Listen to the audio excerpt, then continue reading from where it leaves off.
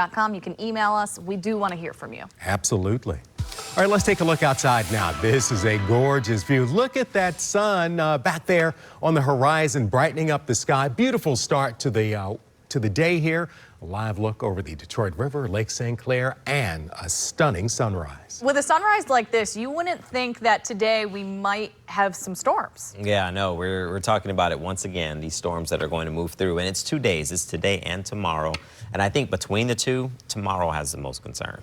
Okay. Yeah, so something we'll follow for you. In the meantime, though, as you saw with the sunrise, it is a nice way to start the day. 59 in Flint, 54 in Port Huron. So still cool, just not as bad as yesterday. I had way more 40s on this map just yesterday morning. So we're bouncing back in that regard. Close to 60 in the city of Detroit. So with that milder start, we'll see the clouds building throughout the day. But I'm thinking it's not until the afternoon where the storms start to appear on the radar. So radar should stay fairly quiet at least until around 11 a.m. I'm thinking after that timeline, west of US 23, that's when the storms start to bubble up and then they move in this direction from that point forward. Before the storms really get us, I'm thinking temps will climb into the mid to upper 70s for today, so still a nice day in that regard.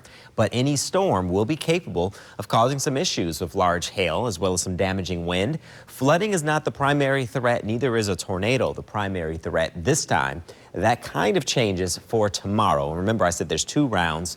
I would say Wednesday night, we get another chance of severe weather. By far, the worst of that severe weather will be south of Michigan, but some of that could spin its way into Metro Detroit, which we'll show you. Overnight lows, once again, just like this morning, close to 60 degrees. Jumping you ahead into tomorrow, mainly along and south of M59. You have the better chance of encountering some of these storms that could get a little too strong.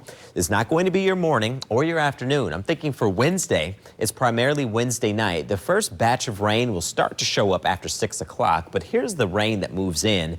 Once again, these are just reminiscent of the systems that we've been dealing with as of late. Heavy rainfall, damaging wind potential, it'll be there. Wednesday night into Thursday morning, most of this action will spin on through.